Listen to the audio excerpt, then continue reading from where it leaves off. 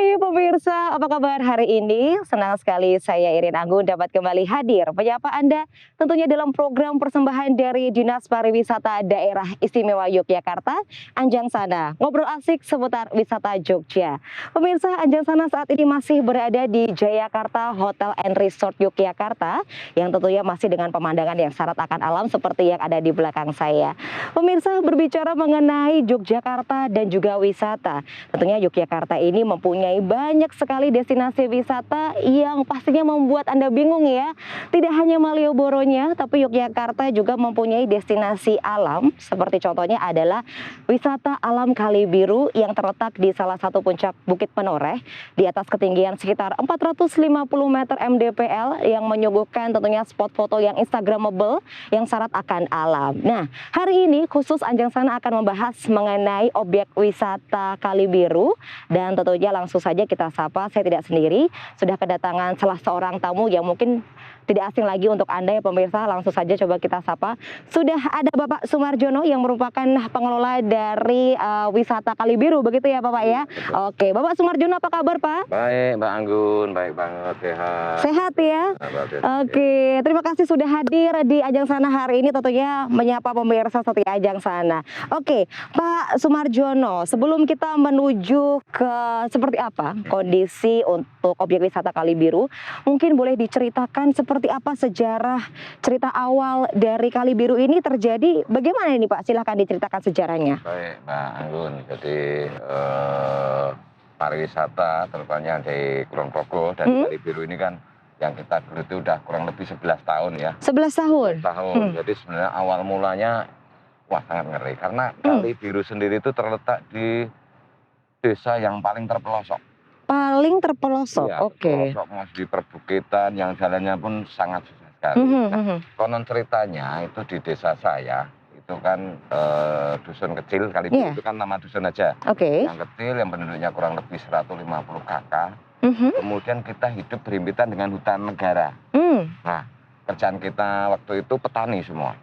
Hampir semua petani. Kemudian karena keterbatasan lahan, ini kita nyerobot di hutan negara untuk petaninya karena minimnya lahan pertanian. Kemudian kita hanya bisa buat rumah sejengkal rumah, tapi lahannya untuk pertanian nggak ada. Akhirnya terpaksa ya Pak? Akhirnya terpaksa menyerobot lahan kehutanan tanpa izin. Oke, waktu itu ya. Nah, yang lebih menyakitkan lagi mungkin tiangnya nyangkul, tapi pulangnya kita nyuri kayu. Nyuri kayu hutan, yang notabene kayu itu kan nggak boleh dicuri nih. Iya, harusnya ya Pak ya. Oke. Tapi jalan beberapa tahun. Nah, akhirnya ada seorang LSM ya, yang memang peduli dengan kehutanan. Kemudian datang ke kelompok kami, kelompok waktu itu sih masyarakat. Kemudian dibinalah. Dibinalah kita. Nah, tujuannya apa? Tujuannya bukan untuk membuat wisata dulu ini. Belum ya. Belum, waktu itu masih jauh. Tujuannya adalah menyadarkan masyarakat bahwa mencuri kayu dan sebagainya merusak alam. Akhirnya kita dibantu mencarikan izin, izin pemanfaatan hutan. Nah, itu juga nggak mudah prosesnya karena waktu itu kan nyuri itu enak Mbak. Nyuri. Saat itu belum sadar sebenarnya efek dari hal tersebut ya. Waktu itu kan karena namanya perut lapar kan nggak bisa di. Betul. Kemudian berjalannya waktu kita nyari perizinan dan alhamdulillah dapat. Nah, alhamdulillah kita kemudian mengelola pertanian secara resmi di hutan tanpa harus oyak-oyakan sama mandor kehutanan. Maling-malingan ya. Nah, waktu itu kucing-kucingan. Iya. Kalau ada mandor kita lari, kalau nggak ada kita nyangkul. Iya. Sambil nyuri kayu. Setelah dapat izin nih, kita tetap bertani. Tapi karena namanya hutan kan nggak boleh ditebang nih Mbak. Betul, setuju. Iya. Nah, ketika udah padat rimbun, kemudian pertanian itu kan tinggal hidup, tapi nggak ada hasilnya. Karena memang tajuk rapat banget. Nah, baru kebuka ide-ide wisata itu. Karena memang di Kali Biru menurut orang lain itu view-nya luar biasa. Betul. Dan menurut kita karena hal yang biasa ini, makanya coba kita buat yang luar biasa. Betul. Di-create sebegitunya ya Pak ya, biar menarik begitu. Kemudian di tahun 2008 kita resmi kelompok ini ayo kita mau mendirikan kelompok, walaupun di saat itu juga ada hal yang aneh juga. Oke, apa tuh Pak? Belum tentu sependapat semua. Masa di sekitar sini mau dibuat wisata. Siapa yang mau datang? Karena memang lokasinya aku bilang tadi sulit menjangkau daerah tersebut ya. Kemudian di daerah saya kan daerah yang waktu itu boleh dibilang daerah yang miskin. Banyak yang miskin lah pokoknya. Belum sejahtera. Belum sejahtera. Tapi dari teman-teman kemudian dibantu LSM ini kita tetap semangat. Iya. Orang yang mau mengatakan siapa yang mau main, orang yang ini dan ini, walaupun dari masyarakat, tapi itu adalah tantangan buat kita waktu itu. Tetap kita semangat. Baik. Dari teman yang dulu banyak, kemudian 1-2 merotoli, karena memang belum ada saljunya, tinggal beberapa, tetap kita lanjutkan. Tetap semangat. Tetap semangat. Ya akhirnya kita mencapai kesuksesan juga. Wow. Walaupun tahap demi tahap. Iya. Gitu. Nah, menurut saya Kali Biru ini adalah pecentus wisata yang ada di Progoban, mungkin di DIY ya. Iya. Yang spot-spot selfie-nya. Betul. Nah, waktu itu kita bingung juga harus promosi kemana. Buat wisata, oke udah jadi. Sudah jadi nih. Lalu bagaimana promosinya? Sempat bingung ya Pak?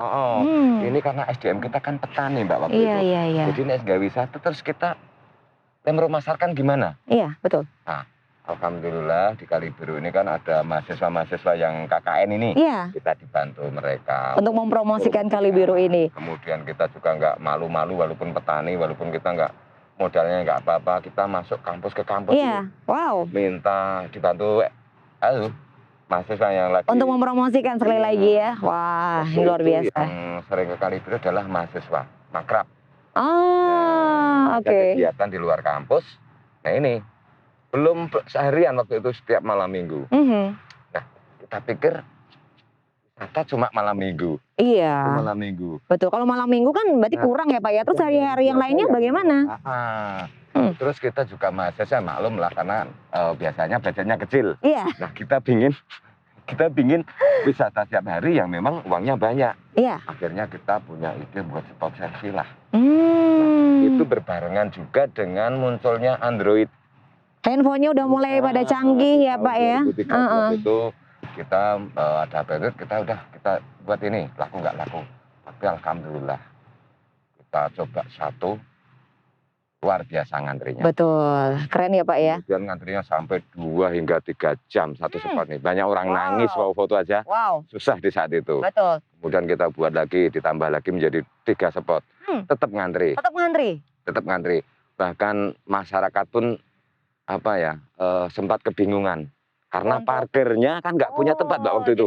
Masih di jalan. Oke, menjadi salah satu kendala lahan parkir. Iya, waktu itu juga menjadi kendala masyarakat sekitar yang mau lewat mau apa ini kan jadi trouble. Betul. Tapi kita selaku pengelola waktu itu juga berbarengan sama masyarakat gimana baiknya kan gitu. Waduh. Ini. Rupanya untuk Kali Biru ini mempunyai perjalanan yang cukup panjang begitu ya, dan tidak semuanya manis ya Pak. Iya, Ternyata betul masih banget, ada perjuangan-perjuangan yang memang harus dilakukan sehingga Kali Biru menjadi seperti sekarang, menjadi salah satu destinasi wisata alam favorit begitu untuk para wisatawan. Oke.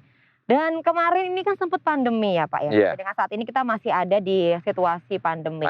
Tapi tentunya saat ini kan mulai dengan adaptasi-adaptasi yang dilakukan, kebijakan-kebijakan juga berwisata ini juga sudah dikeluarkan. Nah, untuk kondisi di era new normal ini, kalau di Kali Biru sendiri seperti apa? Nah, ini jadi kita itu waktu itu nggak tahu namanya corona kan apa Mbak. Terus kemudian ada pandemi, waduh. Maret, saya ingat saya betul, Maret. Kemudian kita ditutup. Sempat ditutup dari pemerintah atau dari Dinas Pariwisata waktu itu, dan kita selaku warga yang baik kan tetap mengikuti aturan mereka. Ditutup kurang lebih 5 bulan. Cukup lama ya Pak? 5 bulan. Waktu itu kemudian diizinkan buka Juni, tidak salah. Per 3 Juni itu kita buka. Tapi dengan syarat tertentu. Ya, paling enggak kita harus protokol kesehatannya harus. Harus ya Pak, karena untuk keselamatan bersama ya. Jadi waktu itu kita memang ketika mau buka ini harus membuat cuci tangan, kemudian belanja-belanja yang sekiranya nanti memang bisa protokol kesehatan baik pengelola ataupun tamunya. Waktu itu udah dibuka Mbak sampai sekarang ini. Walaupun tamunya ya kurang maksimal juga. Ah. Jauh lebih turun drastis banget. Oke. Memang kondisi saat ini masih serba sulit ya Pak ya? Serba sulit. Kita sekarang ini juga berwisata dengan cara yang berbeda. Kalau biasanya berwisata ya sudah wisata saja. Betul. Tidak ada aturan jaga jarak, mencuci tangan, ataupun mengenakan masker. Ini kan menjadi kebiasaan yang baru dan tentunya ini masih membutuhkan waktu untuk beradaptasi. Tapi yang jelas sudah ada kenaikan dong ya Pak ya? Sudah alhamdulillah ya.